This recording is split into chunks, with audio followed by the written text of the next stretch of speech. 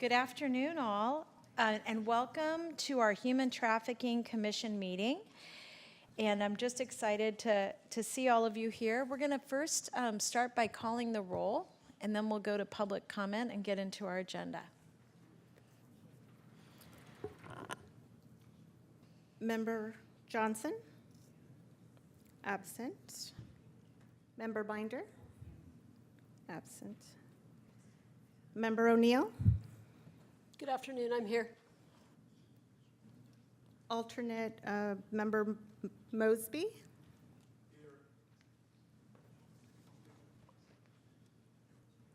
Member Narayan? Present. Member Burchard? Absent. Member Little? Present. Member Mabusin? Member Terrell? Absent. Member Elbalor? Absent. Absent. Member Staff? Present. Thank you. Recording in progress. Member Lee? Absent. Member Oliver? Present. Thank you. Thank you. Okay. Member Lagorio? Present. Thank you. Member Dwyer? Absent. Member Field? Absent. Member O'Brien?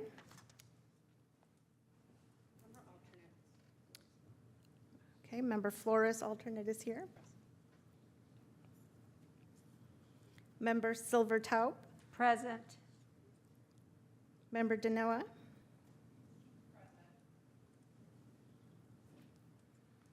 Member Fernandez? Member Satcher? Member Collins? Present. Thank you. Member Watanabe? Present. Member Park? Absent. Member Green? Present. Thank you. Member Gannat?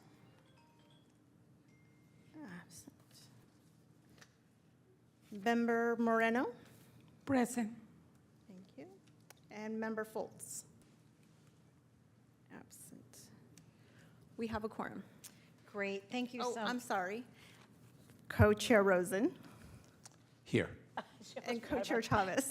Thank you. We have a quorum. Thank you. Thank you so much. And we're going to go right into public comment, and this is an opportunity to speak to an item that is not on the agenda, but within the purview of this committee.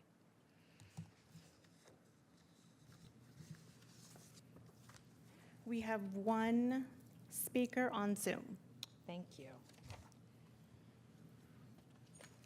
First speaker is Maria Lopez. I'm unmuting you. You have 3 minutes to speak. The timer will begin when you begin speaking. Yes, hello, good afternoon. I'm sorry, my name got changed by accident. This is actually Ben Z. And I'd like to address this commission, as far as trafficking that occurs in family court. It happens quite a bit, especially when there's child abuse or sexual molestation involved. And that's because if those abuses were to be properly addressed, then the attorneys who are involved, they wouldn't make any more money because the proceedings would likely end as far as custody pertains. And so, this is happening to me. Right now, my kids are being sexually abused, and I can't get anybody to do anything about it. And my son, he's already confirmed that my ex-wife was letting somebody rape him, and it's just because these politically connected attorneys are involved, the whole system is refusing to act. I can't even get a screening for that. Even though my son has already confirmed it, imagine that I can't even get a screening. And so I'd like to ask District Attorney Jeff Rosen, you are present and you do know the whole story, and I have been emailing you.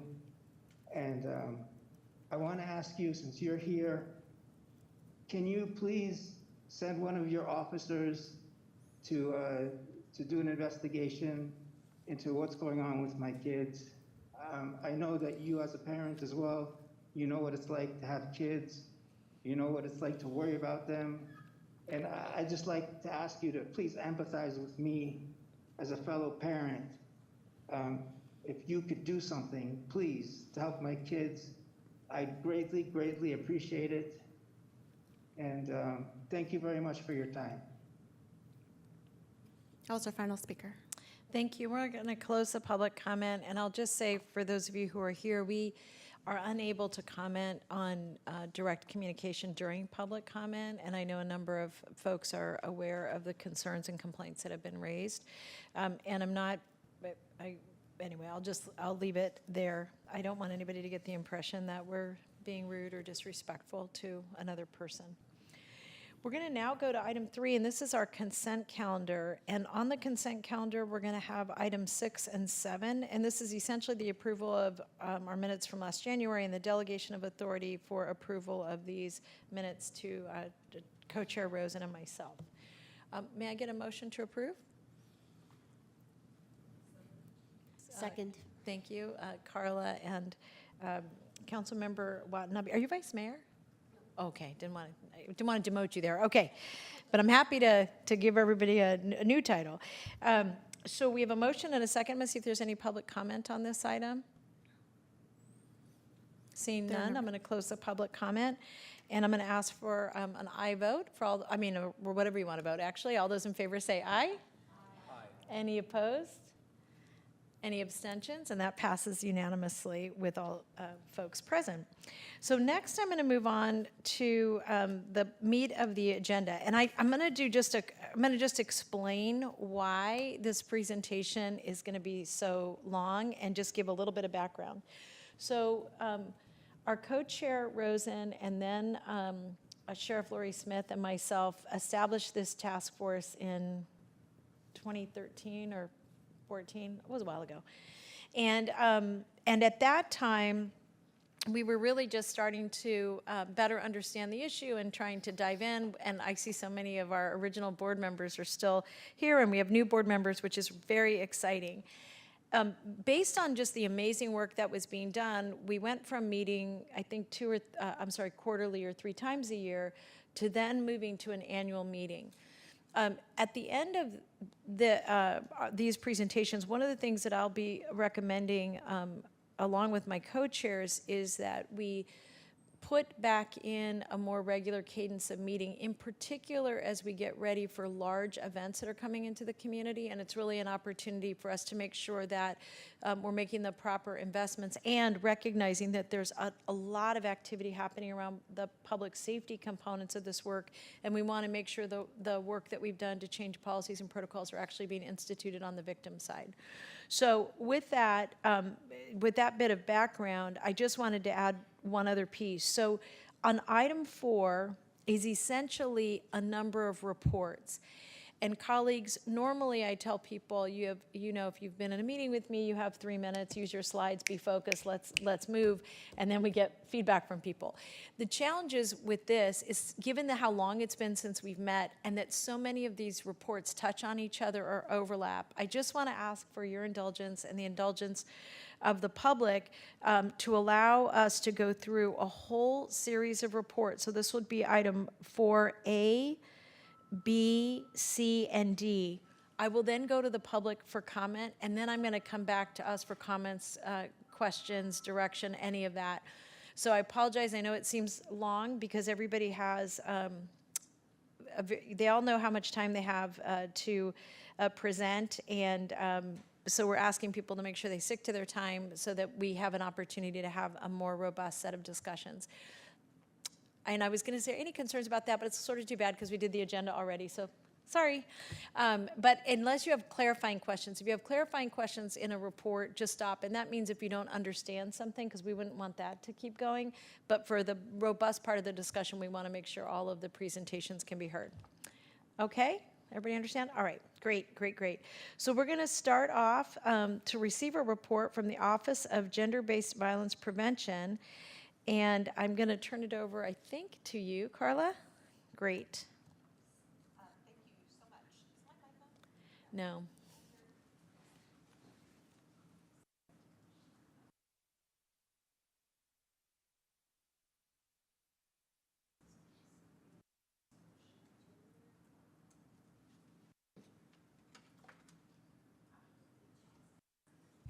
Oh, good job. Let's see. This already sounds, I think this is working. Thank you. Okay, and we're sharing a screen, which is great. So co-chairs Chavez and Rosen and members of the Human Trafficking Commission. My name is Carla Collins, and I oversee the county's Office of Gender-Based Violence Prevention. Now, along with Clarence Cisneros-Jones at the Social Services Agency, we'll be giving the first of these 4 brief presentations to give a better understanding of the breadth of work happening throughout our county to address human trafficking. And then let me, all right. Today, you'll hear from us and get a deeper dive on labor trafficking and wage theft from our sibling office, the Office of Labor Standards Enforcement, then an incredible update from law enforcement and on prosecution activities, and completing the presentation will be the South Bay Coalition to End Human Trafficking, a network of community service providers coordinated by community solutions staff that the Office of Gender-Based Violence Prevention is very proud to fund, along with the City of San Jose that does that work too. Their summary of the work, much of which is funded by our office, will provide the last piece of the picture that illustrates the vast amount of work happening locally to address human trafficking. So who is the Office of Gender-Based Violence Prevention? Well, the office was established in September of 2019. We are a policy office within the County Executive's Division of Equity and Social Justice, and our scope of work includes all things domestic violence, sexual violence, and all things human trafficking. And because we're a small team and a policy office, and because it's best practice, if you want to do work on systems change, you really do have to do it collaboratively. There is nothing that our office does alone. And in fact, we have many partners, both within the county's many departments and within the community, with community-based organizations often on the front line of this direct service. We're going to use a few minutes to spotlight the transformation team and to share more about the strategic and cross-systems coordinated response to address suspected, at-risk, and confirmed commercially sexually exploited children. So I'm honored to turn it over to Clarence Cisneros-Jones, a program manager and training specialist with the Department of Children and Family Services, to share more about the transformation team. Uh-oh. There we go. So this slide talks about the cross-disciplinary approach with Department of Family and Children Services, juvenile probation, community-based advocates, behavioral health clinicians, and our public health department. So just that multidisciplinary approach. We'll go to the next slide. This talks about the population served, as well as some of the indicators to determine youth that are at risk for being exploited, commercially sexualized and exploited. So it just talks about some of those indicators in there, and youth exhibiting at a minimum 2 of the following indicators there on the bottom. So next slide. This is the state definition for CSEC, commercially sexualized and exploited children. So that's the state definition in the penal code that we use. Next slide. So this talks about some of the trends that we are looking at. So this was 2022 to 2023 and 23 to 24. Definitely younger youth are coming on the radar, and social media for sure is a factor for that. More access to social media, being on that more often has been a major factor that we have found. Next slide. Race and ethnicity as well, increase in Hispanic, Latinx, white, African American, Pacific Islander, and multi-ethnic races and youth. So we've seen, a lot of these increases. I also think a big part of it is more education, so more social workers being aware of some of these at-risk factors. Next slide. This talks about gender, LGBTQIA plus youth, so transgender youth. So just really looking at some of those increases and trends that we're seeing as well. And there has been an increase as well as more partnership working with our LGBTQIA community and, again, more education to be aware of some of these risk factors. Next slide. This talks about males, transgender by calendar year. There's not specific data on fiscal years, but we have been tracking this information for calendar years. Referrals on males and LGBTQIA plus youth being transgendered is a risk factor to date. In 2024, we have not received a transgender case, so our team will be doing some more outreach on that. So next slide. And Clarence, you have about a minute. Okay. All right. Well, let's move through this. Referrals made to various services. So in this one, the main thing to look at, the transformation team received 97 referrals. We made 78 referrals, and really what to understand is the services are voluntary, so we only count the referrals that are accepted. So just because people come onto our radar, the youth have to accept services. So that's why there's that gap there. So next slide. This talks about some of the trends, the fiscal year. So again, we see some of these numbers rising. Definitely think the outreach and the education is helping with that. Next slide. Kind of talks about folks outside of the country, Colombia, Honduras, Guatemala, Mexico. So looking at some of those increases as well, foreign nationals. Next slide just talks about special education. And finally, just transformation team updates, looking at some of the things, some trainings that we're bringing and a symposium that we will be doing. And this last slide, we have on top of these trainings, we have a Youth Empowerment Summit we're scheduled to do in 2025 at San Jose City College. Thank you so much for that. So to highlight more, after the 2021 Human Trafficking Commission meeting, we were directed to take a strategic look at training with a recommendation for a gap analysis. And while there was tremendous work happening, the truth was that so many people at the table, we just didn't have the bandwidth to get this done. So it really took the office securing Commissioner Silvertaub to get the assessment done and begin addressing the findings by developing and implementing needed trainings. It's where we are now, and we're fortunate that the office was able to extend this contract through the end of this fiscal year. And she's, of course, here and can answer more questions if they are needed. And then another project we're really excited about and is in progress with another Human Trafficking Commission recommendation is our contract with Community Solutions to develop with Futures Without Violence a curriculum for adult survivors of human trafficking, really being extended to all survivors of gender-based violence to implement the training with its first cohort, which is happening now, to guide survivors from economic instability to empowerment through financial and emotional healing so that they might actually thrive in our community. So this pilot will end June 30th, 2025, and its findings and success will inform future work for our office. Now, a quick note of context of funding for services for gender-based violence. Many of the services we are funding are actually state mandated, but under or unfunded by the state. So the Office of Gender-Based Violence Prevention was started in part because the county takes gender-based violence very seriously and because of the need for strategic coordination, it demanded its own office. So over the last 5 years, we've seen an increase in funding of gender-based violence services in general and human trafficking services in particular. What started in 2016 as a $330,000 contract for legal and advocacy services for survivors of human trafficking has expanded so that these services were all included in our most recent RFP. And you can see from the chart that advocacy, emergency shelter, therapeutic legal services are all included in the direct services for survivors of human trafficking.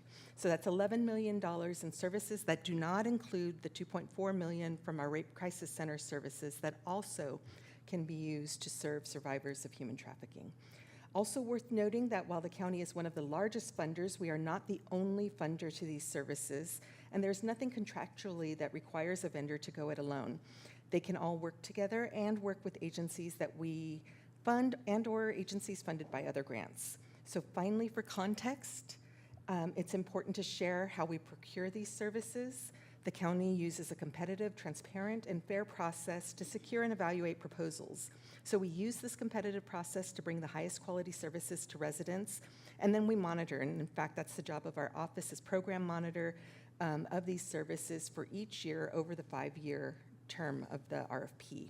So our goal at the Office of Gender-Based Violence Prevention is to keep the focus on survivors. We know that during times of transition, particularly one like this, that results in different levels of funding for some long-term partners, as well as funding of new agencies to do this important work, it can be hard to navigate the change.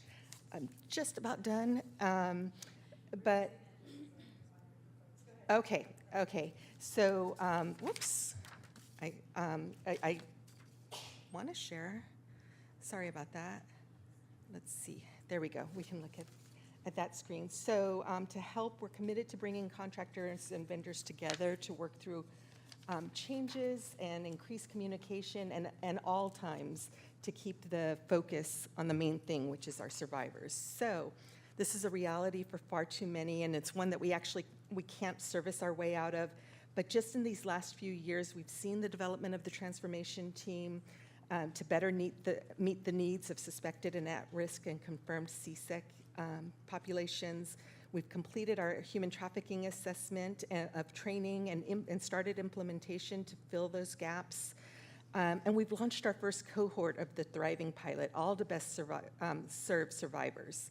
So it's hard work, and we've seen it's been supported with an increase of funding, not just when there are major sporting events, but really, truly, every day these services are available. And we've done all of this through a competitive, transparent process. So with that, we'll take questions when it comes time for that. And now it's on to Jessie. Thank you, Carla. Thanks. And we're using this 10-minute, it goes so fast, I know it does, but I'm going to ask people to stick to it so we have time for discussion. All right. And next, we have the Office of Labor Standards. Hi, good afternoon. My name is Jessie Yu. I'm with the Office of Labor Standards. Thank you for having us. We're also, like Carla mentioned, we're within the Division of Equity and Social Justice.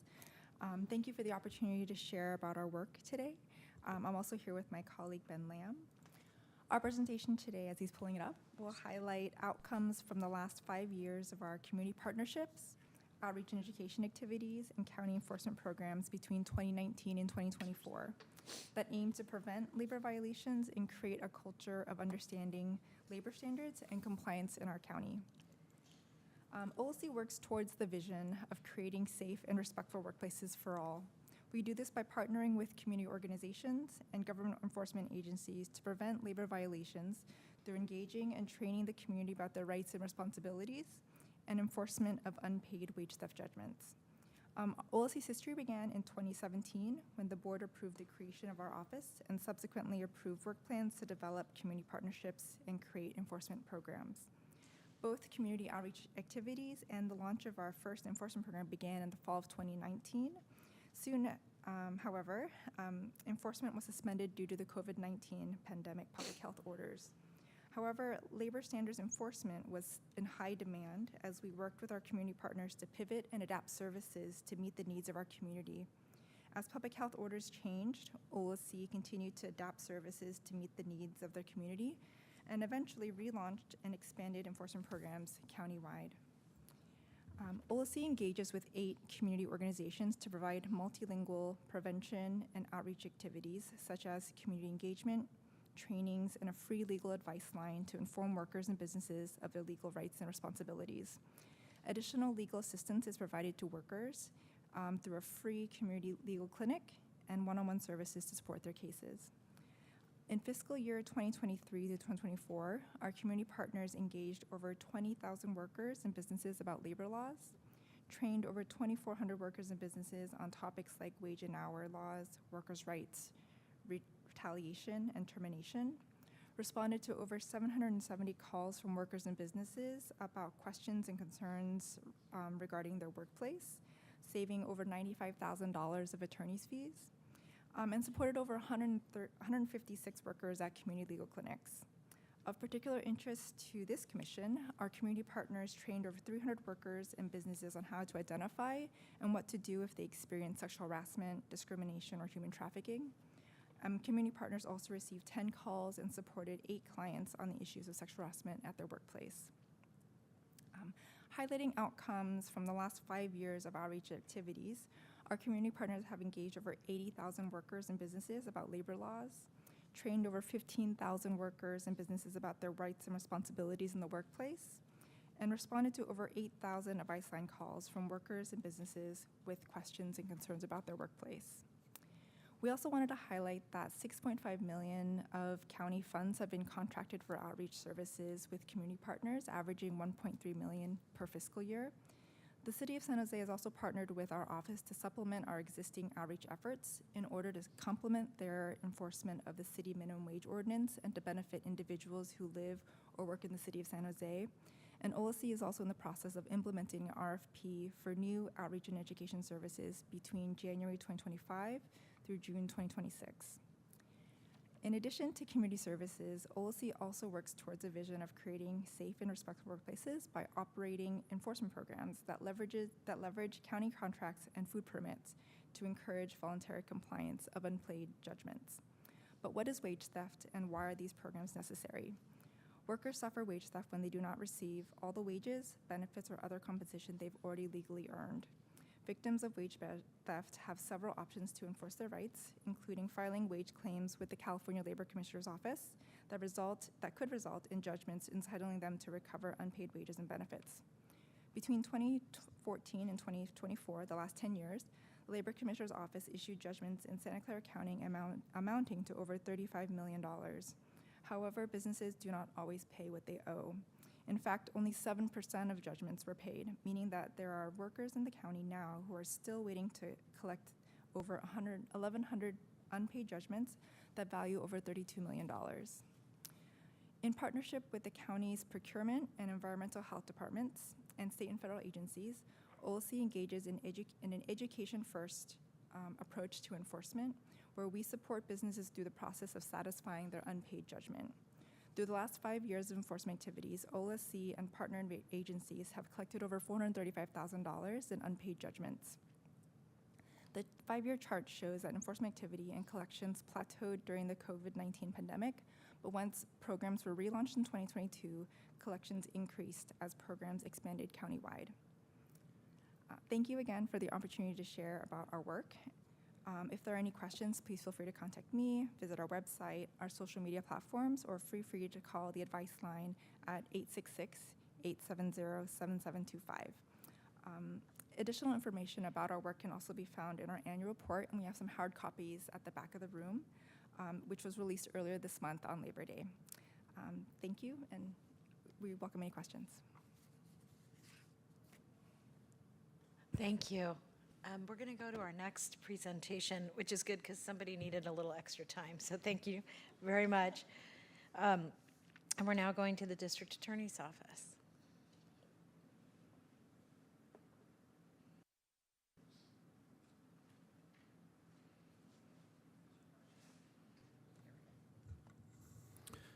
Good afternoon, members of the Commission. My name is Josh Singleton. I'm an acting lieutenant with the District Attorney's Office, Bureau of Investigation, serving as commander of the Santa Clara County Human Trafficking Task Force, also known as LIGHT.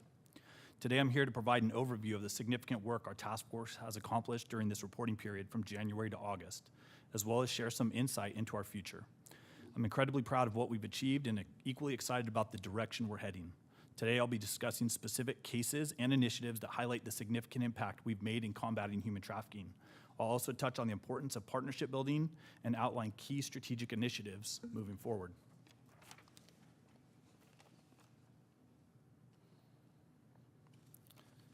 Recognizing some new faces on the commission, I'd like to begin by providing a brief overview of our task force personnel to give context to the updates I'll be sharing today. As you review these names, I want to emphasize the selflessness of this group. Their dedication through countless hours committed to combating trafficking in our community is truly remarkable. Since our reformation in 2021, we've expanded, undergone extensive training, faced challenges, learned from setbacks, and emerged stronger.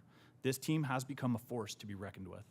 We continually push one another to improve, whether it's enhancing our skills in surveillance and search warrant executions, staying up to date on evolving case law, or developing innovative methods to uncover critical evidence.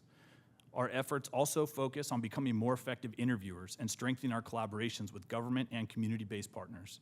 This includes organizations like the South Bay Coalition to End Human Trafficking, survivor advocates, legal service providers, and advocates from the DA's Office Victim Services Unit, such as Alma Lopez and Lai Chow. We are united by a shared mission to recover survivors of human trafficking and hold offenders accountable. The synergy within this team is truly something special, and I would like to take a moment to publicly recognize their hard work and dedication. Our team has achieved several important milestones, but I'd like to specifically highlight the addition of our new ESD canine Beltane, generously donated by the Not Today Foundation. Beltane is trained to detect electronic storage devices, a skill that has become crucial in locating and preserving digital evidence in our investigations. Beyond that, Beltane also serves as a comfort dog for survivors of human trafficking, as well as for our team members, offering much-needed emotional support. His handler, investigator Stella Cruz, has done an outstanding job integrating him into our operations, and Beltane has already been deployed in several successful missions since joining us in June. Between naps, Beltane often travels the floor of the task force, visiting with different personnel throughout the day. He has also been known to make guest appearances at Community Solutions and the CAC to engage with our partners there. I'd like to introduce some of the recent additions to our task force over the past several months. I'm pleased to announce that Jennifer Cooch has joined us as our full-time task force coordinator. This is a significant step in meeting our OVC grant requirements and adhering to best practices for a full-time human trafficking task force. We've also welcomed Deputy District Attorneys Monroe Tyler and Erica Cordero, who have recently been assigned to the Human Exploitation Group at the DA's office. They are making great progress, even with the steep learning curve that often accompanies human trafficking prosecutions. Under the supervision of Brian Slater and with guidance from Ada Stacy Capps, this reorganization within the DA's office brings additional resources, such as experienced gang prosecutors to assist with our caseload. This will enable the task force to continue its focus on organized crime, which remains a significant trend in our region. I'm also excited to announce the addition of a new task force volunteer, Elaine Cattell. Elaine recently retired from the Sunnyvale Department of Public Safety, where she became an expert in drafting and implementing municipal codes to regulate massage establishments. Her work gained recognition across the state, with many cities adopting similar approaches. Now Elaine is bringing her expertise to our team, with a focus on combating human trafficking within the illicit massage establishment industry. She will be leading a new coalition within Light, working with partner jurisdictions to help them enact and enforce meaningful measures against trafficking in these establishments, another growing trend we're observing in our county. Additionally, we have student interns Arlene Sains and Magnus Herlin, who've been invaluable in assisting investigators in the office, allowing our sworn staff to focus on field operations. Lastly, I'm excited to share that San Jose PD Detective Samantha Goldberg will be joining us full-time in October, reaffirming our valuable partnership with the San Jose Police Department. We continue to strengthen our collaborative relationships with other agencies. For example, Candace McGinnis, a CDCR parole agent, and Ninva Hill, a juvenile probation officer, have been working closely with our task force on operations focused on locating and recovering survivors of commercial sex trafficking and apprehending their exploiters. We've also partnered with the National Center for Missing and Exploited Children to identify and recover missing juveniles that are being commercially sex trafficked. Through information sharing and our collaboration with the transformation team at DFCS, we are concentrating our efforts on protecting these vulnerable youth. Light has longstanding partnerships with many local law enforcement agencies, including the Santa Clara and Milpitas Police Departments, who consistently step up to partner with us on joint operations and reach out to our team as a valuable resource. As we gear up for the upcoming mega sporting events at Levi Stadium in 2026, we'll be collaborating even more closely with Santa Clara PD. They've designated Light to lead a subcommittee focused on addressing human trafficking issues. One of our success stories is the ongoing collaboration and cross-training with the Children's Advocacy Center led by Jennifer Putoff. Together, we handle cases involving CSEC youth who receive medical care and advocacy through the CAC. Their advocates regularly attend our bi-weekly task force meetings to stay updated on the cases, allowing them to provide enhanced support to our victims. We're also exploring part-time assistance from a CSO at Mountain View PD to help with forensic searches on electronic devices. Extracting forensic evidence from phones and other electronics is critical to our investigations, and we need the staffing to manage these complex tasks. I also want to highlight our ongoing work with the California Highway Patrol and thank Captain Christian Oliver for his efforts in drafting an MOU. We're hopeful to secure a full-time CHP officer on our task force by November 1st. Having CHP on the team will be invaluable as they bring a wealth of resources. Most importantly, CHP fills a crucial gap by adding the presence of a statewide law enforcement agency, further strengthening our efforts across jurisdictions.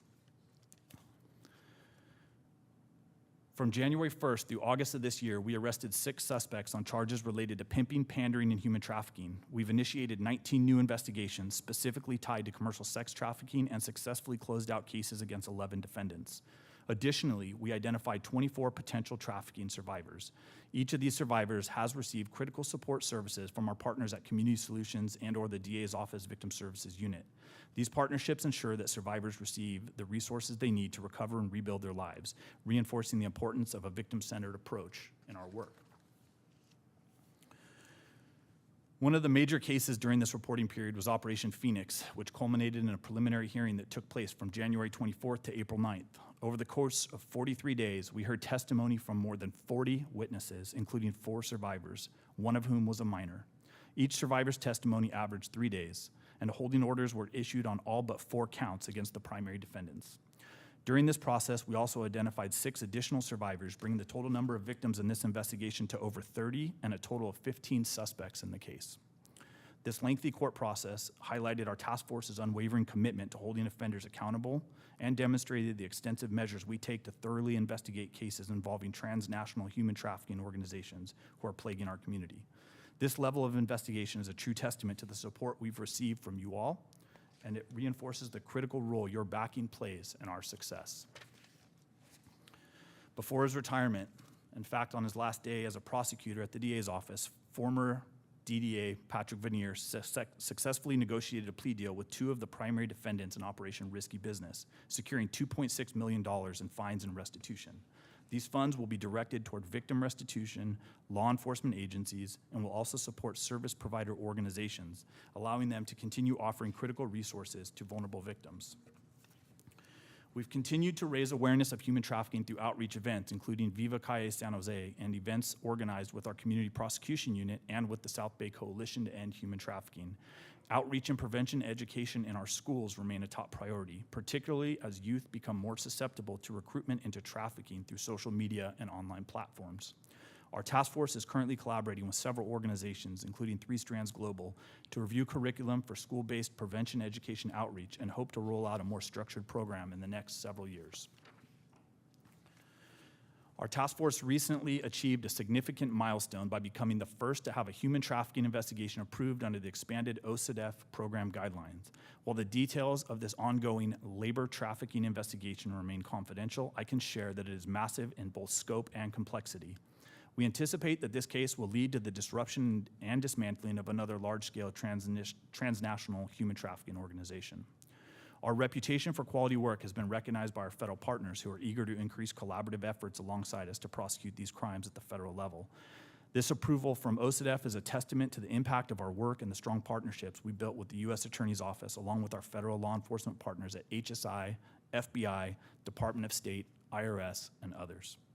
Additionally, we have submitted a proposal to the Office of Victims of Crime for Tier 2 grant funding aimed at supporting both light and community solutions for fiscal years 2024 through 2027. We expect to hear a funding decision by the end of this month. If approved, the grant will provide $1.5 million, split equally between the DA's office to support LIGHT's efforts and Community Solutions to provide advocacy services for trafficking survivors. We believe we are well positioned to receive the second round of OVC funding thanks to the outstanding work demonstrated during the first award period. Our task force liaisons at OVC frequently highlight the work we're doing in Santa Clara County to other ECM human trafficking task forces nationwide as we continue to set the standard for leadership and excellence. We recently updated our human trafficking protocol, which was presented to the Police Chiefs Association last week for approval. This protocol is one of the most comprehensive in the country and has been used as a model by other jurisdictions throughout California. Representatives involved in these updates included members from the South Bay Coalition, law enforcement, public health, CAC, Community Solutions, the YWCA, Juvenile and Adult Probation, DFCS, the DA's Office, Bay Area Legal Aid, Catherine and George Alexander Community Law Center, and the Office of Gender-Based Violence Prevention. As we prepare for the Super Bowl and FIFA World Cup in 2026, Light will lead human trafficking efforts, working closely with Santa Clara PD on a designated subcommittee. We've already established working groups focused on prevention and outreach, and will soon expand cross-training with our law enforcement partners across the county and surrounding region.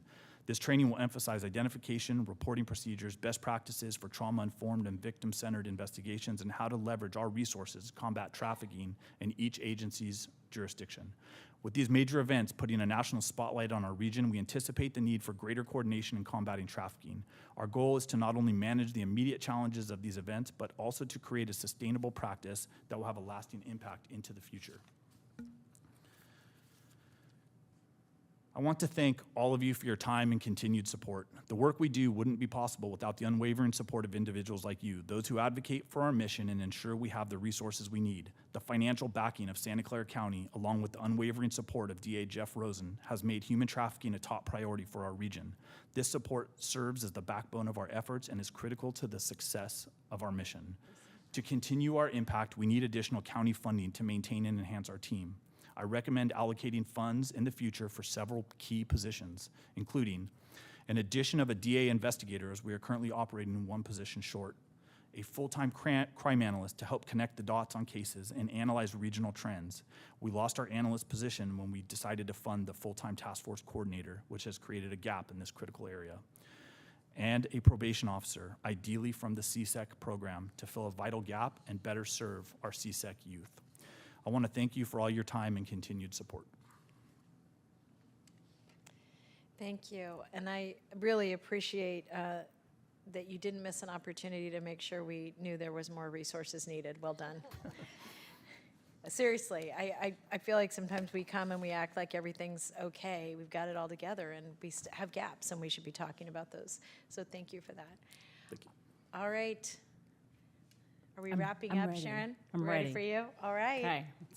I'm Sharon Deneau. I'm the director of the South Bay Coalition and Human Trafficking. I'll be giving an overview of efforts from January to August, which January we had our last commission meeting. Our coalition celebrated its 20th anniversary last year.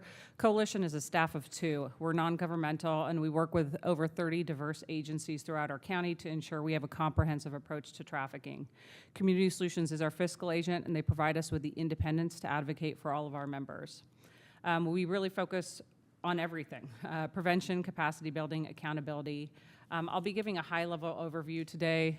There's a lot of information on the slides. Feel free to ask me questions on anything I may have missed. This gives you a scope of all the groups in Santa Clara County that are working on human trafficking in some way and how they intersect with each other.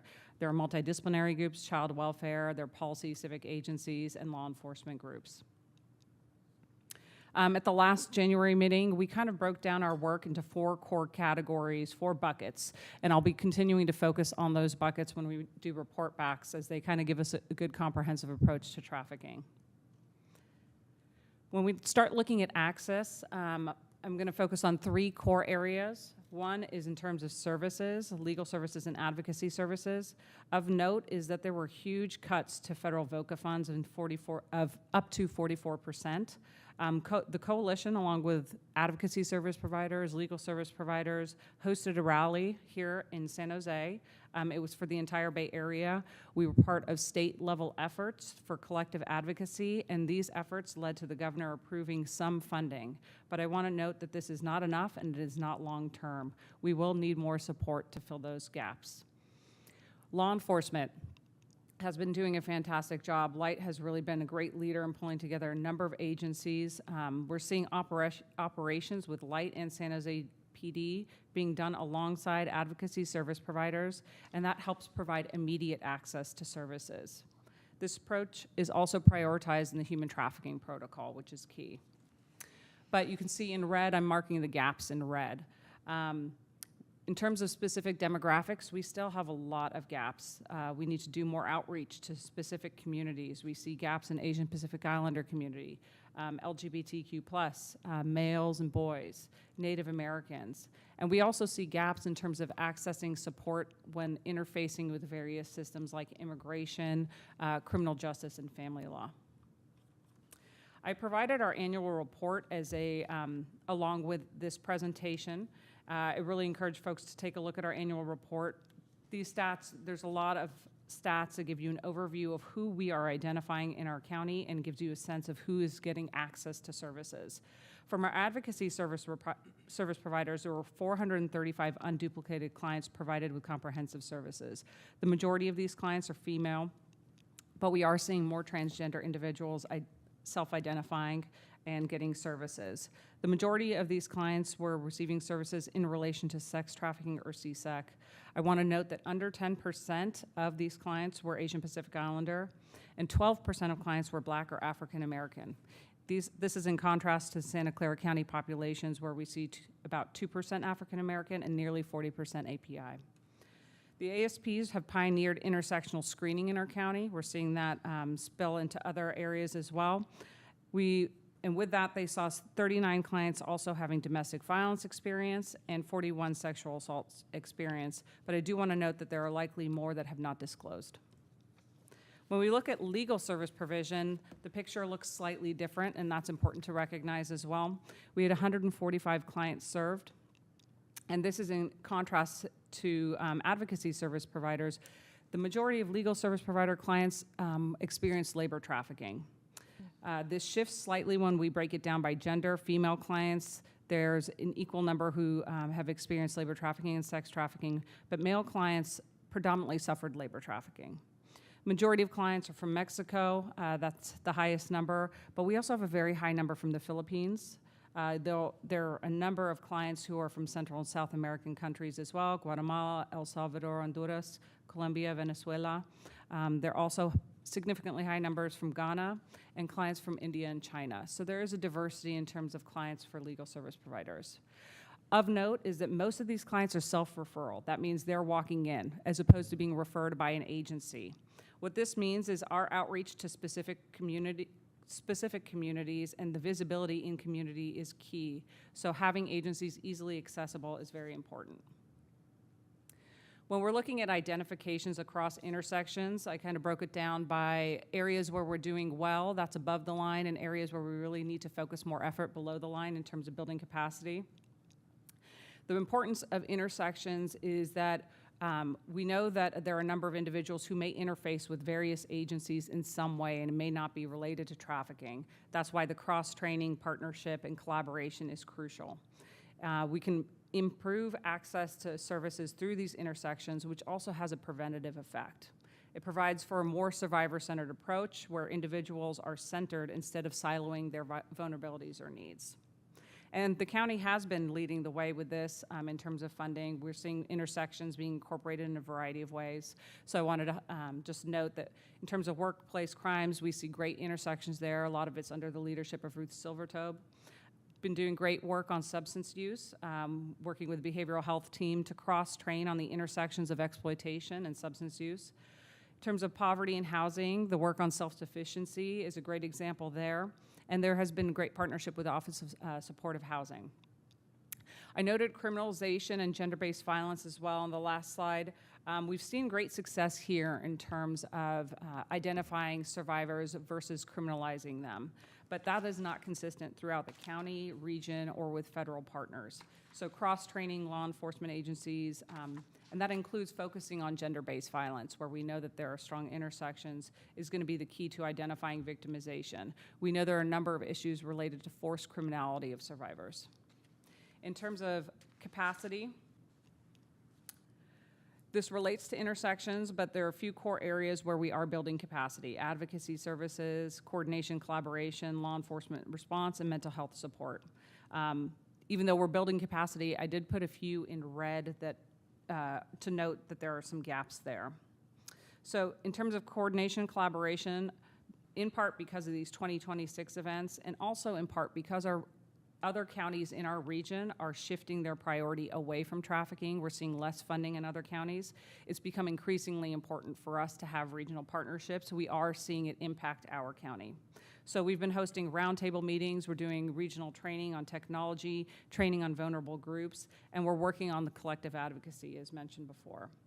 Law enforcement agencies, they're building capacity in terms of consistency across agencies. The new protocol that we mentioned, which will be rolled out, or hopefully rolled out early next year, will help with this. Valley Healthcare has a great working group. They're starting a healthcare protocol. The coalition is working with a number of really great dedicated staff, Tarhada Brasal, Anna Anton, the CAC, Mary Ritter, and others, with the goal to prioritize getting a healthcare, human trafficking, and gender-based violence protocol in place prior to 2026. Below the line is where we really need to focus more attention on legal service providers and housing. There is work being done, and I noted that in green there, but it's not meeting the demand and there's concern. In terms of legal services, these cases take longer, and having experienced attorneys working on these cases is crucial in navigating the system. In terms of looking at prevention, you can see prevention is broken out in 3 areas: primary, secondary, tertiary. Again, I've noted gaps in red. Education is something I think I bring up most commission meetings because we have not met our education requirements under AB 1227. We just want to emphasize there are agencies that are doing specific work. Service providers doing presentations in districts and schools. They have programs, but we do not have an overarching approach to incorporating gender-based violence, healthy relationship curriculums, training, and protocols in our schools. We also need to do more on vulnerabilities that we know relate to trafficking. And we need to do more work on generational trauma, those harms, and providing long-term mental health support. 40 seconds. All right, challenges, trends. 3 core areas: transitions, funding shifts, and upcoming sporting events. In terms of transitions, the past 6 months, we have seen a lot of transitions from major partners. This includes leadership in healthcare, child welfare, adult probation, local law enforcement agencies, behavioral health, public health, and the entire prosecution team. That just means that there is a learning curve when it comes to human trafficking. There are new strategies, skills, and often a new mindset that is required to take on human trafficking cases, and it just takes time. In terms of funding shifts, our county has been really great in moving towards a more intersectional funding pool. Unfortunately, it has missed out on a few key providers: Catherine George Alexander, Bay Legal. These are longstanding service providers in our community, and so there is concern of what will happen to these clients or clients who walk through their door in the coming years. They provide services to many of our clients. I think we've already spoken a lot about 2026 sporting events. I just want to say that we are already proactively working with Light to ensure there's access to support for survivors of labor exploitation, sexual assault, and trafficking. Thank you.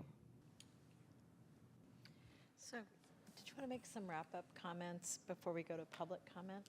Sure. Thank you very much, Supervisor Chavez. I just want to thank the county's Gender-Based Violence Office, the county's Labor Standards Enforcement, the Light Task Force, as well as the South Bay Coalition to End Human Trafficking for not only the outstanding reports, but more importantly, the outstanding work that all of you are doing to address this very pernicious, broad, and deep problem in our society. And while I think we're doing a good job and making a lot of progress, I think you've all made it clear that there's more work to be done and there's more for us to do. And I'm very excited to continue to work and support all of you in your efforts. Thank you. We're going to go to public comment first, and then all of you who have thoughts, comments, I'll be looking for you to put on your smarticles because we'll come to you next. But we'll begin with public comment. We have 4 speakers in chambers and 1 in Zoom. Great. We'll start with our 4 that are present in the room. Okay, if we can get the following individuals to please line up near the podium. Milap Sharma, Enoch Amoa, Jacob Amoa, and Sister Rosemary Everett.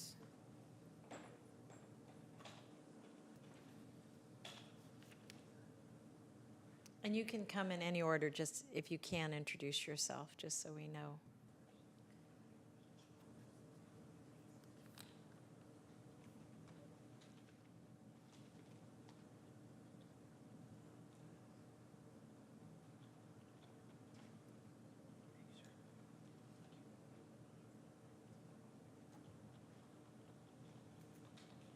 And the microphone is built right into the podium, so you can just walk right up and Nancy will turn it on. So welcome.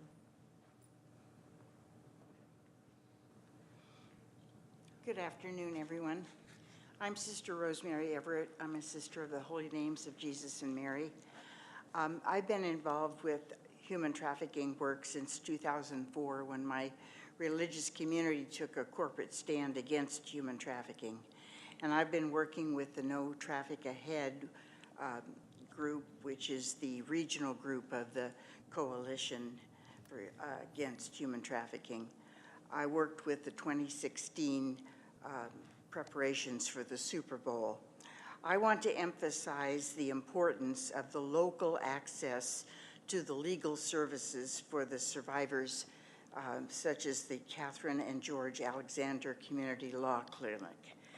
And I also want to emphasize the importance of the Bay Area Legal Aid Group. The local access for survivors is so very important. I also want to emphasize the importance of the Commission in identifying gaps in ensuring adequate response to human trafficking. The funding is so important. Thank you very much. Thank you, Sister Rosemary.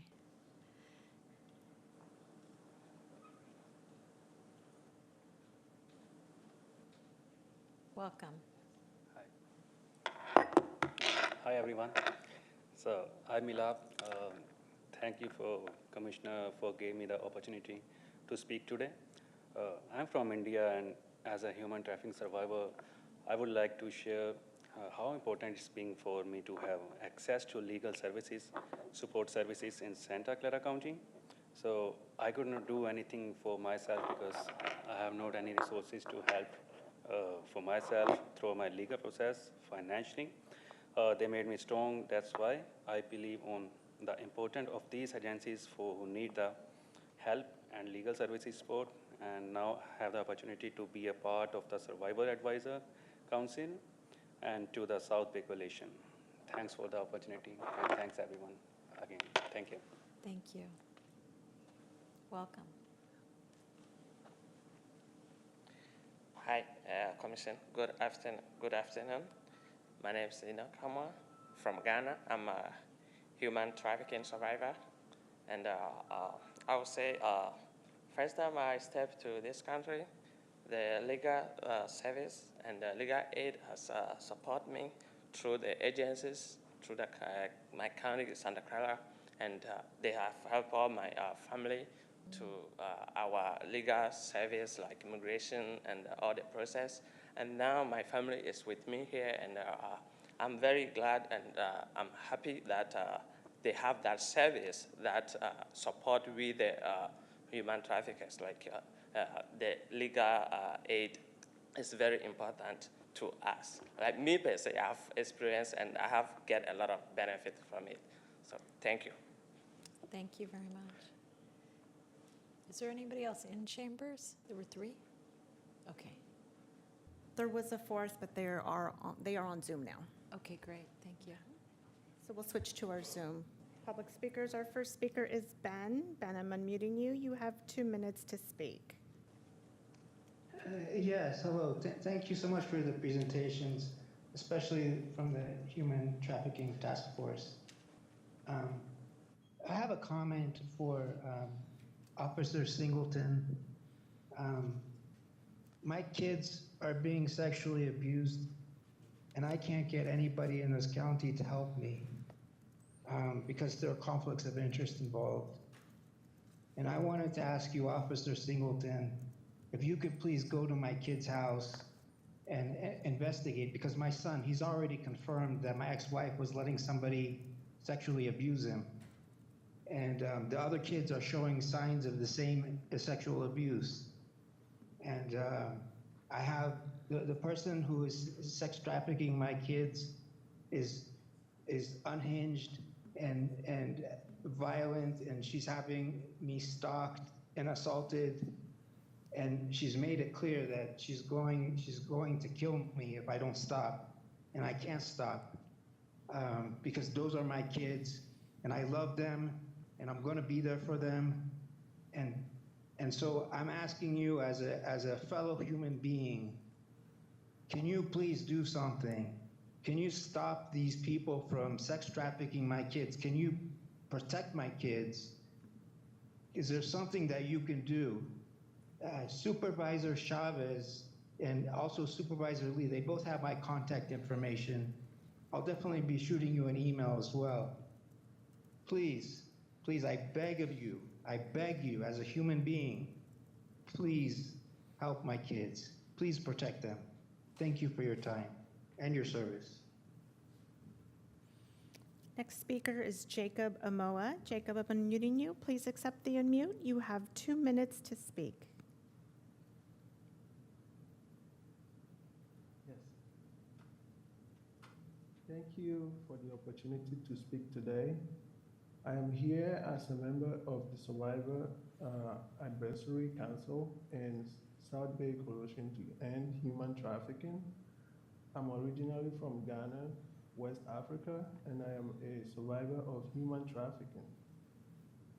I'm speaking from my own personal experience of what legal services were helpful for me in our county. I received legal assistance for my immigration status, including help with obtaining IDs, work permits, and permanent residency. I was also provided housing, financial support for essentials like food, clothing, transportation, and assistance with resume training and financial literacy. The service I received made a profound difference in my life. They provide me with the stability and resource I needed to regain control and rebuild my life after the trauma of human trafficking. Legal assistance were instrumental in helping me gain the right to work and live freely, where housing and financial support allow me to focus on my healing and personal growth without the burden of immediate financial stress. The ongoing support I received helped me transition from being a survivor to someone who can now advocate for others. Without this service, I would not be in the position I am today, feeling safe, secure, and hopeful about my future. I ask the HT Commission to work closely with the government agencies that make decisions about funding to make sure that the county continues to support local agencies that have for many years provided service to survivors of human trafficking in Santa Clara County. Thank you. That's the final speaker. Thank you. I'm going to close the public comment, and I'm going to go to my colleagues to see if there are any comments or questions. I know you've got a lot of information, so I'm going to look to see if there are any comments or Perla, I'll start with you. Thank you. And I want to first thank you, Sharon, for all of your tremendous work throughout the years with the South Bay Coalition to End Human Trafficking. And I do just want to provide a little bit of context. Community Solutions made a commitment back in 2003 when we co-founded the South Bay Coalition to End Human Trafficking to build capacity for advocacy service providers. So we have no grants where it's just Community Solutions receiving funding. We served as fiscal agent and also subcontracted to other providers for the purpose of building capacity in our county.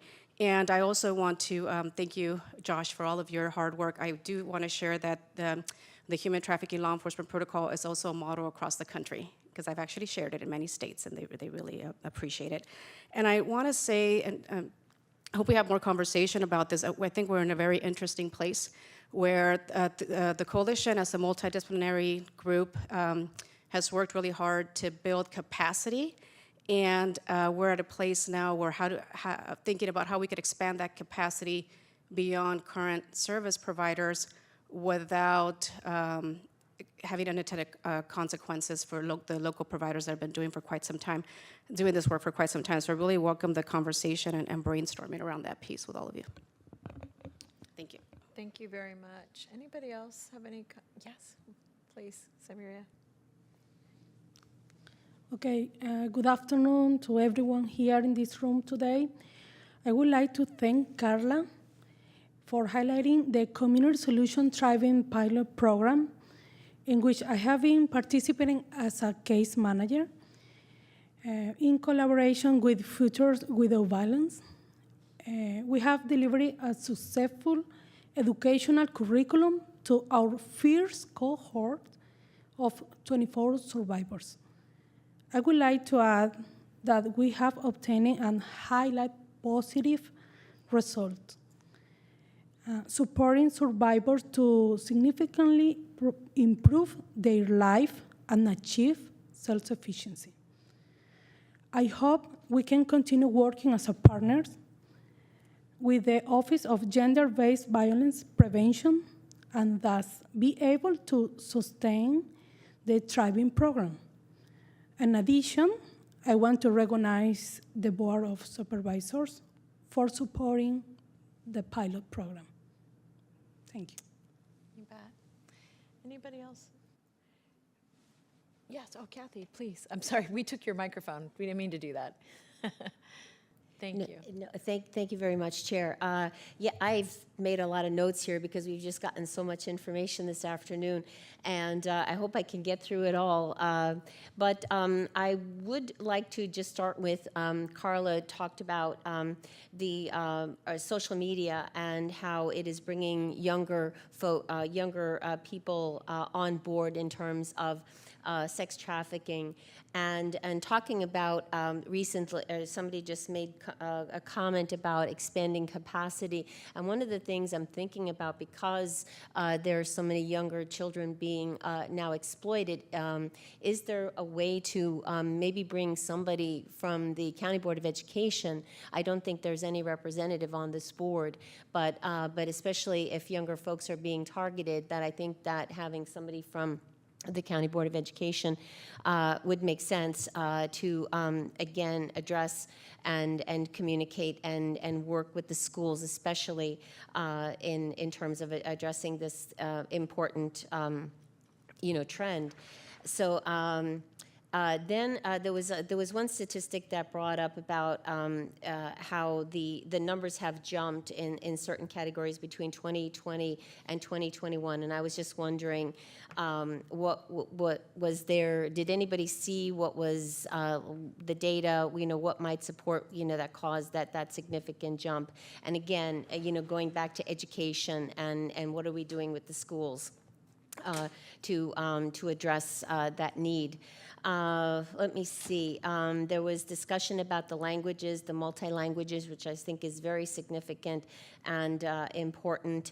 And going back to the wage theft, there was a story on NPR earlier this summer about wage theft and its significance in California, and I believe about 15,000. There's about, nationally, there are about 200,000 workers impacted, but 15,000 of them are here in California.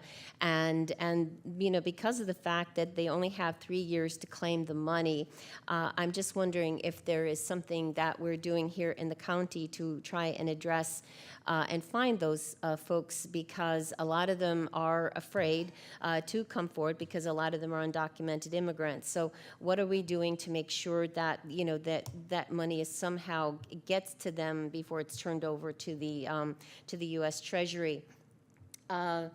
Okay, let me see. Light and Josh, you talked about the program and how you're developing it. I'm so glad that you brought up about how you're working with Santa Clara Police Department, because I'm from the city of Santa Clara. And also we have four fine gentlemen from our police department here in the audience today, so I'm glad that they're here. Right. And I hope that they're back there taking lots of notes. I'm sure that they are. But with us, it's been brought up with several folks today about how Super Bowl and World Cup are coming to Santa Clara before we know it, and the significance of making sure that we're prepared for that. I know a lot of work went into 2016, but just seeing how sex trafficking and abuse of workers has grown over the last 10 years, I hope that there will be a lot put in place. And unfortunately, I'm termed off the city council this November, but I hope that, our council administration going forward will, take all of this into in effect and make good decisions in terms of making sure that our police department is properly prepared to address the needs that are going to come forward as a result. Let me see. Let's see. And then going back to, again, preparation, I know with, is it Captain or Lieutenant Fitting? I can never keep track of you, but your title, but he's here as well. And he was very instrumental in putting forth a program regarding the illegal vendors around Levi Stadium. And there's been work with the county to, make sure that these folks are aware of, that they need to be properly, permitted, in order to operate out there. But I'm sure a lot of them are illegal aliens and immigrants, and I'm hoping that as part of this process with addressing and reaching out to those folks, that also working with the illegal vendors as well, because I'm sure a lot of them are being trafficked as well. So I hope there will be an outreach in preparation for 26 and make sure that those folks are being that they know that there are services out there to protect them. And just in closing, I just want to thank the gentlemen who are survivors of human trafficking who testified to the importance of the legal aid services that are available to them. And I hope that there are many more out there that know that all those services are available. So those are all my comments. Is that enough? You did great, Kathy. All right. If I don't see anyone else, I'm going to do some next steps. I'm sorry, can I respectfully and humbly ask that we not use the term illegal alien? Yeah, thank you, I appreciate that. Thank you for saying that, Perla. Yeah, no, I understand.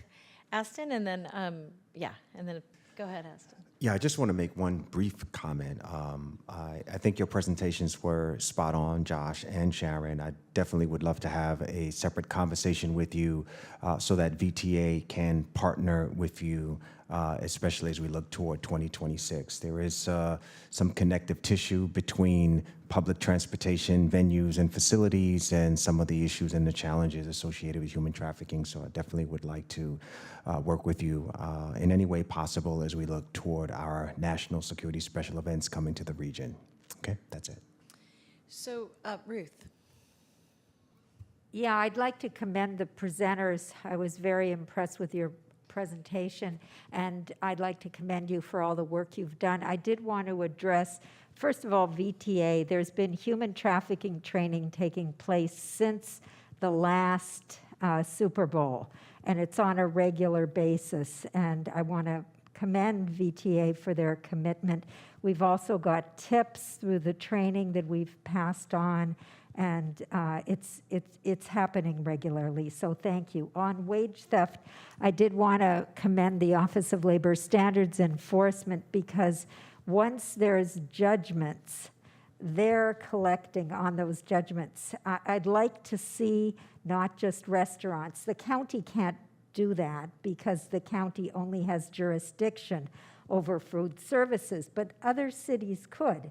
Santa Clara could and others could, or they could delegate to the county to have the same program for other businesses, because actually wage theft always happens when there's labor trafficking. There's never a case of labor trafficking where there isn't wage theft. And the Labor Commission is understaffed. I just talked to Sacramento Bee today that's writing an article. They don't pay enough, and the HR process is very long, and so they're very understaffed. So they need to hire more people to do collections, and they need to hire more people to have hearings. But money never goes to the U.S. Treasury.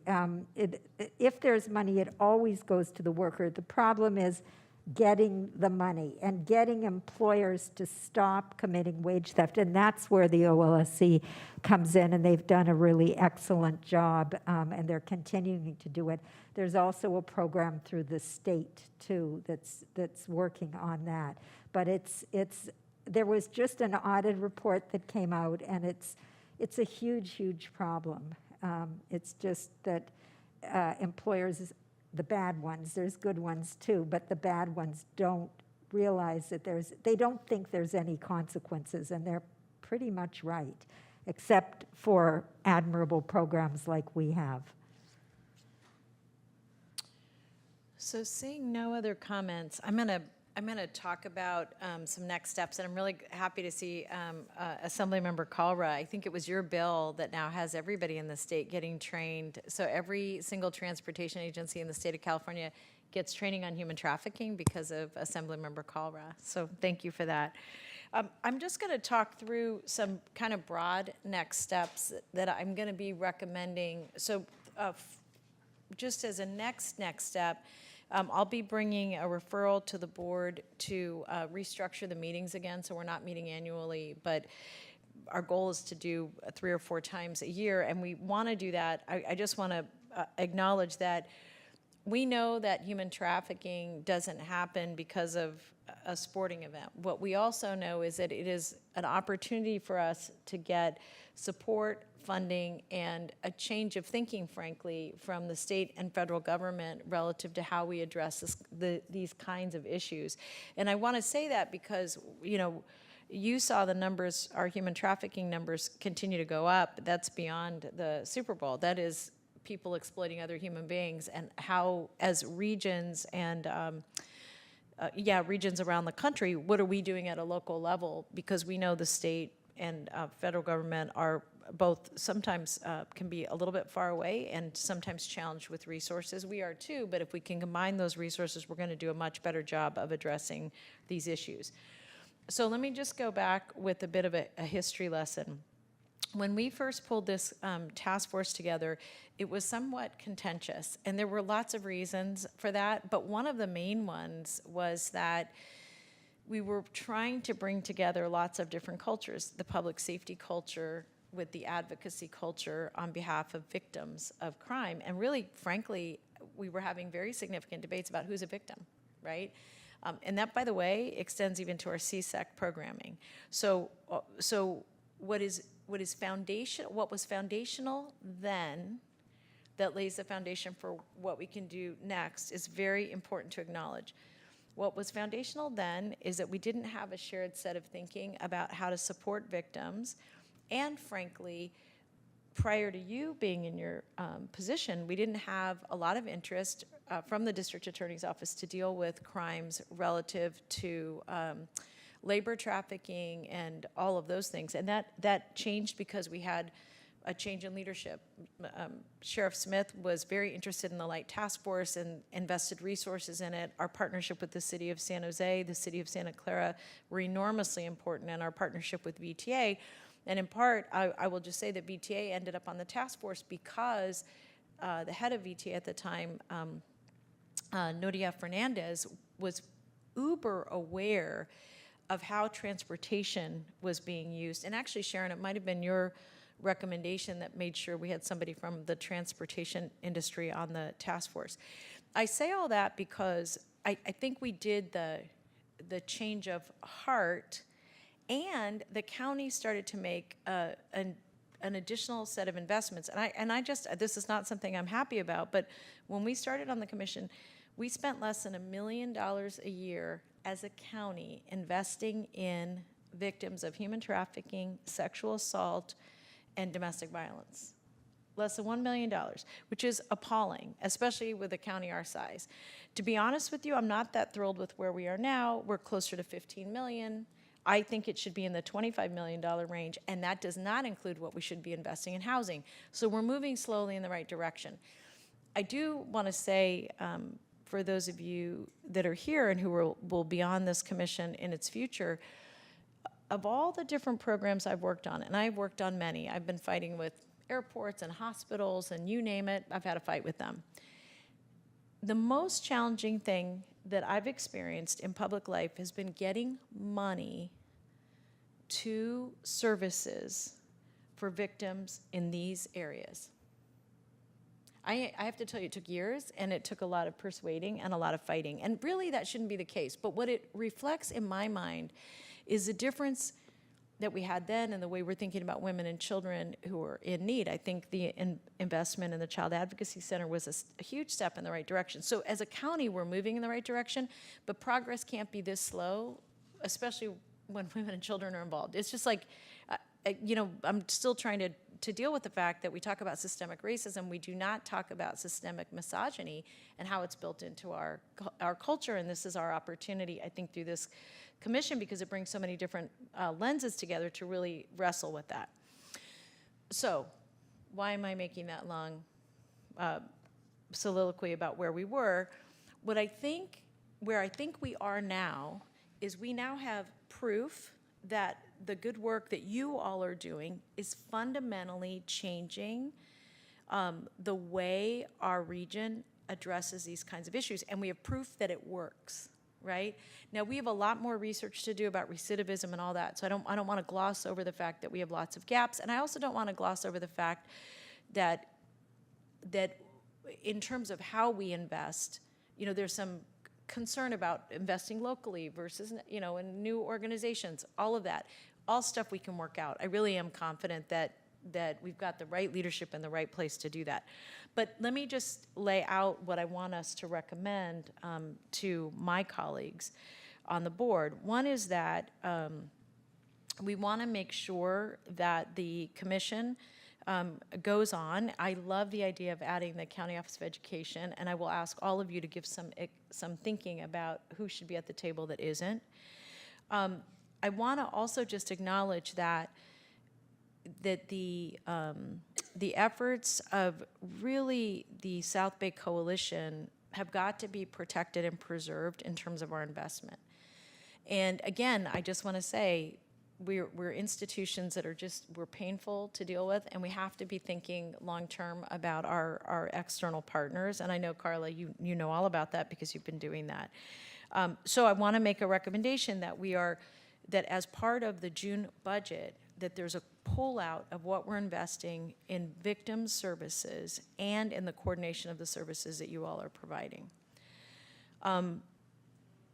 Third, that the Office of Labor Standards, Jessie and her, like, she's small and mighty, like her team is teeny, but all of the cities in the county should have an MOU so that they have the resources and leverage they need to be able to get this money back. That is an incredible amount of money that poor people in our community aren't accessing. And by the way, that $32 million that these folks aren't accessing means that those are resources that we're spending out of our public treasury that really belongs to these thieves that they should be paying. So I want to just reinforce that body of work. The other thing, and Steve, I'm glad you're here today because you reminded me of this, that we need to take another look at the protocol between all of our agencies, our police agencies, and I think this is really best done through the district attorney's office and with the leadership of all of our public safety institutions, to look at our protocols in terms of how we jointly look for children who are missing and exploited and at risk. And one of the reasons for that is that not only are we having challenges, I think, Steve, as you mentioned, in terms of the city, but I also just want to say is we're making more and more changes in foster care. That is a group of kids that we are having a hard time wrapping our arms around, and refining these protocols, recognizing the diversity of the need is really critical. So Daniel will be looking at your team to help be part of those discussions, and we'll include that in our recommendation if the district attorney is comfortable with that.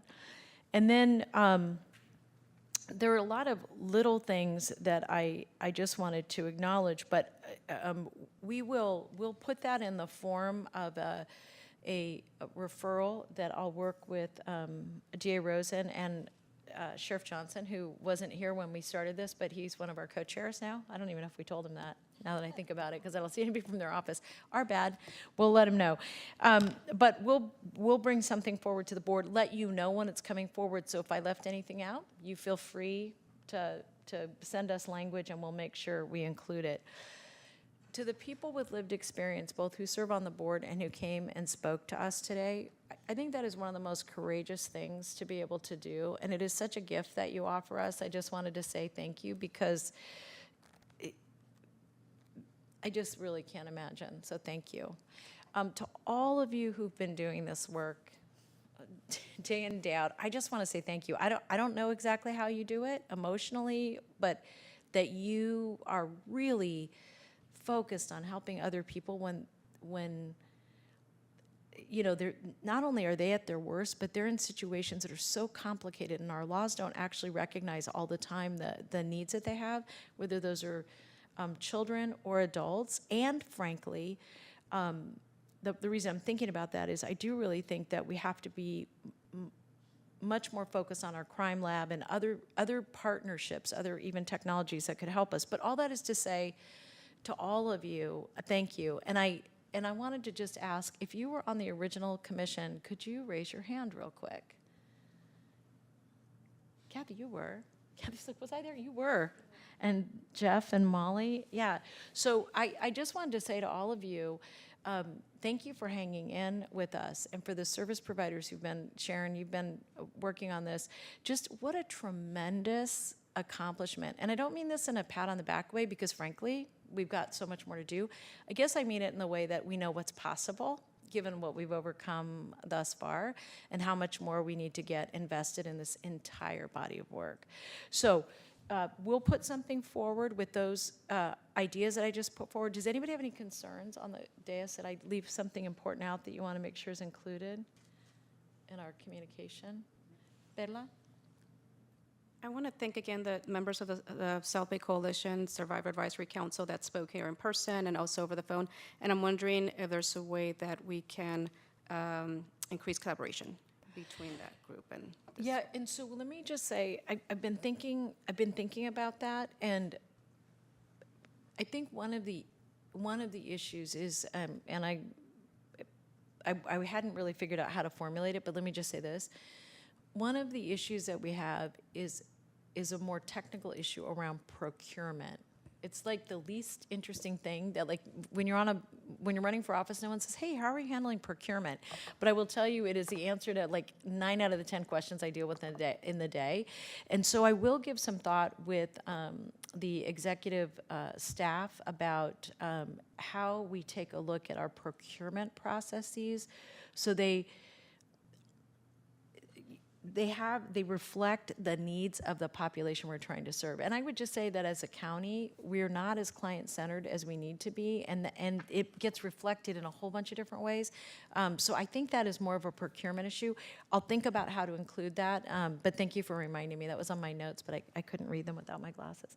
All right, anybody else? We're all good? We're okay in the direction? Just want to add 2 things. First, to everything you said, Supervisor Chavez, amen. And secondly, probably some of us know, or maybe everyone here knows, but is too sad to point out that this is the last Human Trafficking Commission meeting that you will be chairing. And I want to say thank you for your leadership in this area, and could thank you for your leadership in many areas, but I'll just focus on your leadership here in the cause of human trafficking. None of what has happened would have happened without your support, your leadership, and your counsel. So I just want to say thank you very, very much. Thank you. Thank you. Yeah. Thank you. So my last day of work is November 12th, and I'm not thinking about it until then. I've been doing this, blah, blah, blah, blah, blah. But thank you. I really, really appreciate that. That means the world to me to hear that, especially from you. So with that, I'm going to make a motion, and the motion will be to ask the Board of Supervisors to reconstruct this schedule of the Human Trafficking Commission, especially in light of the 26th, so we have time to get ready for that, and to address the issue areas that I outlined earlier that I know my staff took notes on. And also, and then to add the County Office of Education, and if there are other positions that folks want to let my office know about, we'll do that. Is that okay with everyone as a motion? That would be my motion. Do I have a second? Thank you, Kathy. And I also just wanted to say this is Kathy's last meeting and Molly's last meeting, which I can't say that out loud either. I'm like trying not to, we're not doing that. Anybody else's last meeting? All right, well, thank you very much. All those in favor of the motion? Supervisor, if I may, through the chair, this is Yeah, thank you. Lead Deputy County Counsel Mary Hannah Weir. I'm counsel for your commission. Lovely to see you all. Just a small note that I think we might want to slightly amend the motion to not ask folks to submit names to you offline for risk of creating a serial meeting outside of this meeting. Granted, there are lots of folks, and so and very few will likely do so, but just wanted to say if you're asking folks to do that, you might end up getting to 13, 14, 15 people giving you suggestions, which would be So more than here's what I'm quorum. going to suggest is just send it to me directly, don't copy each other. And the other thing is, I'm not necessarily just interested in names, I'm interested in institutions as well. And I hear what you're saying. I think if I had that much enthusiasm over this, I would say, there's a risk. I don't see it. So, all right, but thank you. All right, so we have a motion and a second, and all those in favor say aye. Aye. Any opposed? Any abstentions? And that passes unanimously, and thank you, council, very much for keeping me out of trouble even at my last meeting. All right, we're gonna move to our last item on the agenda. This is our federal and state legislative updates. I wanna invite our assembly member to come on down and welcome Assemblymember Colrell. We have a letter in our packet from Congresswoman Eshoo that gave some great updates. And I do want to say a very special thank you to Congresswoman Lofgren, who's moved some initiatives for us as well. So with that, Assemblymember Colrell, welcome.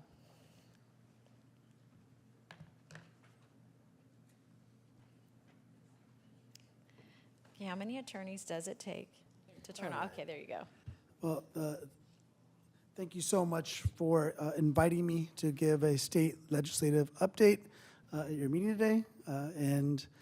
As elected representative for the city of San Jose and the state legislature, I'm deeply, and I know our delegation is deeply committed to working with all of you to address one of the most urgent and disturbing issues we face today and have faced for some time, human trafficking.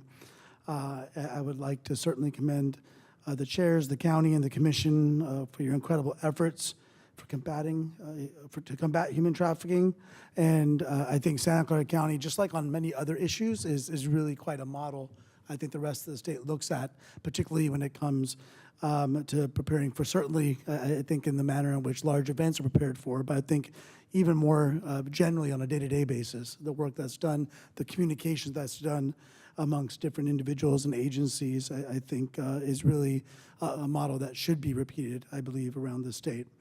And a personal thank you to our co-chairs, certainly District Attorney Rosen, and a special thank you to our supervisor, as the District Attorney indicated, Supervisor Chavez, with this being her last meeting. I know we'll miss her, and I know this, along with so many other endeavors, is something that's going to stand the test of time and be a part of the legacy of Santa Clara County, and something we all can be proud of and continue to build upon for many years to come.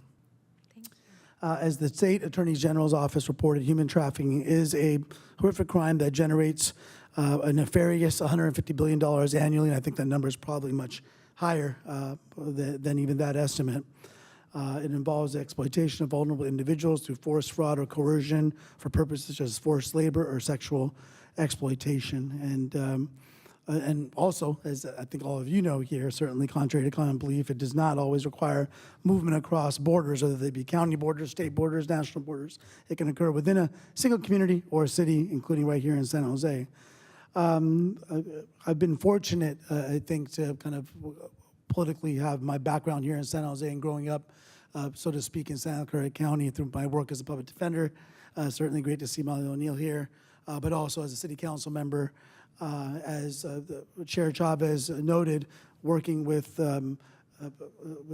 Commissioner Silvertoe on the work that was done here at VTA and expanding that statewide. And, you know, it's that kind of local collaboration and connection with state and federal leaders where we can take the best examples of what we do here and share it around the state. And certainly it was well received by law enforcement around the state, by the transit agencies. And we already know of examples that where it's saved lives. And that's really ultimately what it's about, is ensuring that we're protecting the most vulnerable in our communities. I also made efforts, I think that locally we had examples, again, nefarious examples of human trafficking of workers who are living in deplorable conditions, essentially forced to work and not being properly compensated for it. And one of those workers actually testified at a committee hearing in Sacramento and was very powerful, because I think a lot of times folks don't realize the extent of workers that are trafficked and what a horrible experience they go through. And so I certainly want to add to the thanks of those that spoke that are victims, and even more so those that are victims that have become advocates. It takes a tremendous amount of courage to not only tell your story, but to work to make sure that others don't go through what you went through. And I think that's an incredible testament to those individuals. In the state legislative session, in the budget, and I know that we've had, as I think everyone knows, because you all have to deal with your own budgets, and oftentimes the state budget impacts that. We've had a tough budget year. But even with that, the 2024-25 state budget is committed to $61 million over 5 years, beginning in and that started in 2021-22, and it's going to continue for those 5 years to expand human trafficking survivor support programs, and $23 million over 3 years to support existing trauma recovery centers. I think that the governor was in a tough spot with this budget deficit, but I think working creatively with the legislature, we were able not only to balance the budget, but ensure that important programs like this will continue and hopefully help to add to the cumulative effect of how much the county already invests in these efforts. For the 2023-24 legislative session, the legislature was considering hundreds of bills that discussed different topics, and of course, many of them dealing with human trafficking issues in our state. A couple we did pass was Assembly Bill 2020 by Senator Bonta, the Survivors of Human Trafficking Support Act. And so victims of human trafficking, as we know, deal with significant emotional and psychological trauma, and victims need assistance in navigating their way through the recovery process. So AB 2020 provides a framework to help coordinate services for victims of human trafficking. The bill is now on the governor's desk. I certainly supported it through the assembly. And when I looked at the bill, it really sounded like what Santa Clara County is already doing in many ways, but we certainly want to make sure that if there's any other gaps or any other support you need from the state, that it's there, and that now this kind of collaborative work can be replicated throughout the state. Another bill had to do with recognizing National Human Trafficking Awareness Month. Although it is a resolution that reflects the state of California's commitment to combating all forms of human trafficking, helping recovery for victims, prosecuting offenders, and advocating on behalf of victims. Oftentimes people say, well, it's a resolution, what does it do? Well, at the state level, certainly, I know the county and the cities also do it, but at the state level, certainly, when there's a resolution that's passed as an official state resolution, then legislation is introduced in the years that follow and the sessions that follow, referring directly back to that resolution, essentially as a mandate of the state legislature and governor. And so it is important to symbolically have those resolutions, but they do lead to real tangible pieces of legislation or budgetary actions based upon those proclamations of the state legislature and governor.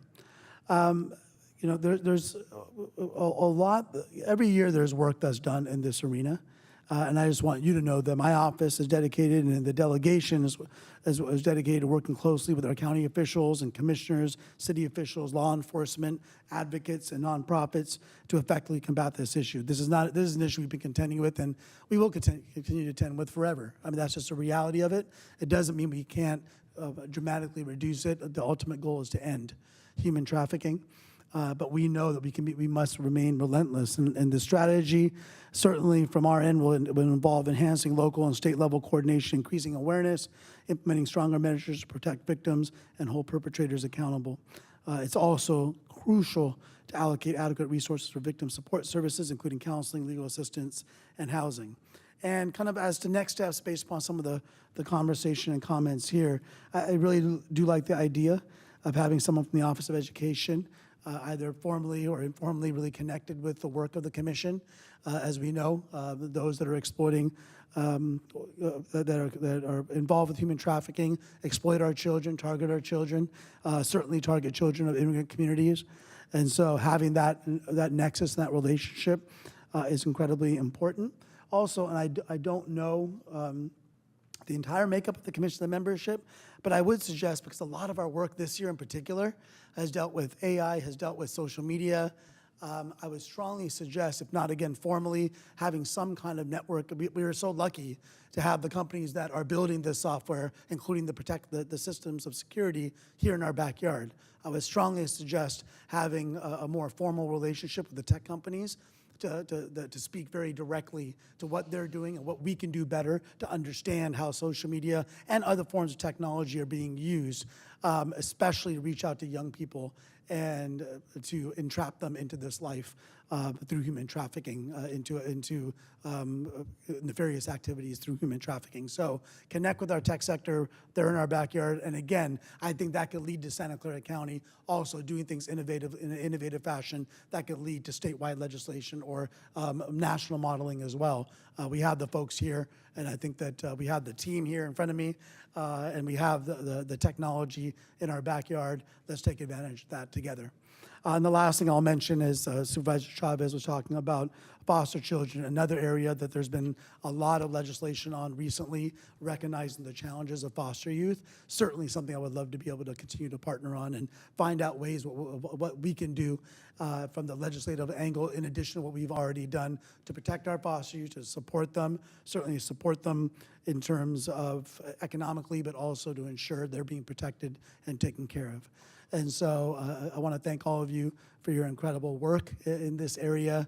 Our office, and I know our delegation, continues to be here as not just an ally and support system, but to listen as well. And your feedback's incredibly important because, again, that's we do take that back to our colleagues at our committee level, to the administration. We really do take that back to Sacramento.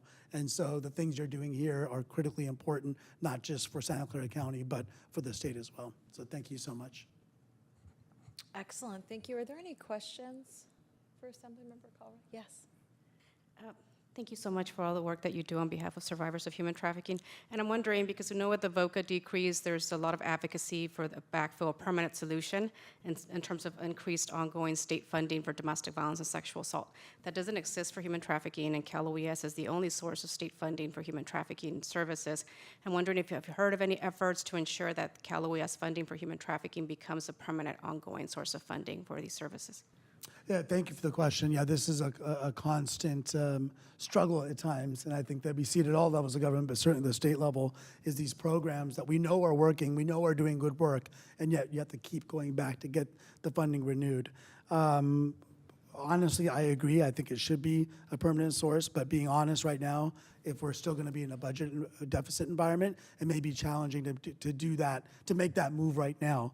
And so I would just, it doesn't mean we shouldn't advocate for that, but I would still suggest to continue to fight for that ongoing funding, because the reality is that it looks like over the next couple of years, the budget is going to continue to be strained. And so at the floor, let's make sure that we're keeping that maintenance of the funding, but as our ultimate long-term ceiling goal, to ensure that it becomes permanent. So that it doesn't, because it's so frustrating to have to continue to go back, especially for our nonprofit community, certainly for government programs, county programs that are working, to be reliant on some significant funding from the state and not knowing year over year if it's going to be there. I get it. And so certainly as it applies to this particular type of funding, I think it's critically important to have that long-term ability to budget. But being honest, in the short term, because of our deficit, I think we're still going to have to be in that mode for a while. Thank you, Ruth. Yes, I was intrigued. I want to thank you for your advocacy for the legislation that you've supported. around wage theft, but also around human trafficking. You're very committed and you're one of our champions.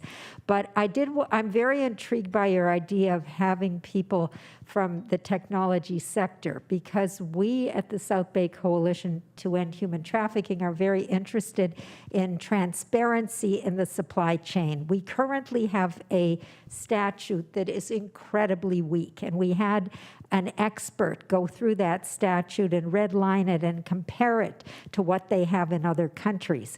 And we'd like to basically hold their feet to the fire, the technology sector, absent strengthening, which we would like to do, the transparency in the supply chain. It'd be good to have them here and ask them what they're doing, because they are not they're really not doing enough in order to make sure that products that we buy are not the result of human trafficking and child labor. I agree. I think that we've seen, not just from the tech sector, but for other industries as well, but most relevantly, certainly as it applies to transparency, and we've seen a lot of resistance from the tech sector. We've seen it in terms of, Chair Chavez was talking about procurement. I've done legislation on procurement where you also get some resistance. We've gotten resistance on transparency, on wages and job positions, gender, racial equity, and what have you. And so I certainly wouldn't suggest to have the tech sector here to allow for any sugarcoating of work they're doing. I think that they should be here because there's tough questions to be asked and answered. And I think that you all are the right ones to do it. We'll work with your office to help facilitate that. Thank you for the idea. Any other comments? Seeing none, I'm going to say thank you, and thanks again for my making us a apologies to the statewide. chair. I know. For making us a statewide model. There's no action to take on this item, but we do have public comment, so we're going to take public comment, and after that public comment, we will adjourn. But I want you to stay because I want to take a picture, if everybody can hang out.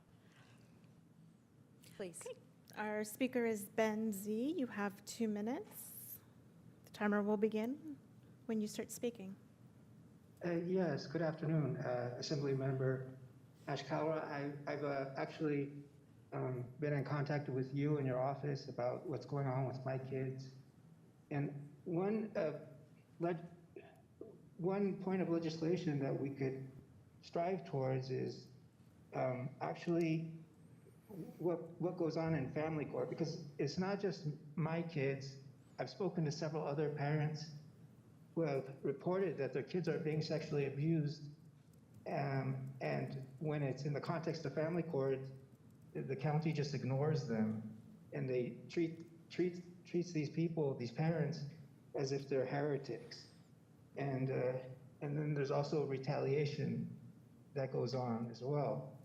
And I wanted to see if Assemblymember Ashkawa, if you could put together some sort of legislation that also addresses what's going on in family court, because if you really look at it, it has to have some sort of effect on the rest of what goes on. Like if social services is refusing to do a screening for my kids, you could only imagine how seriously they're taking screenings for other kids.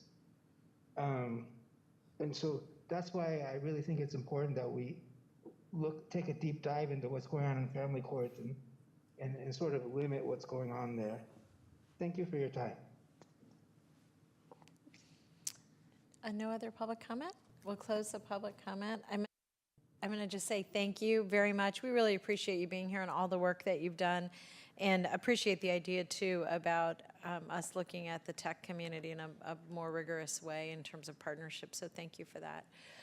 So with that, I'm going to just say thank you all very, very much. We are adjourned, and meet me in the well if you don't.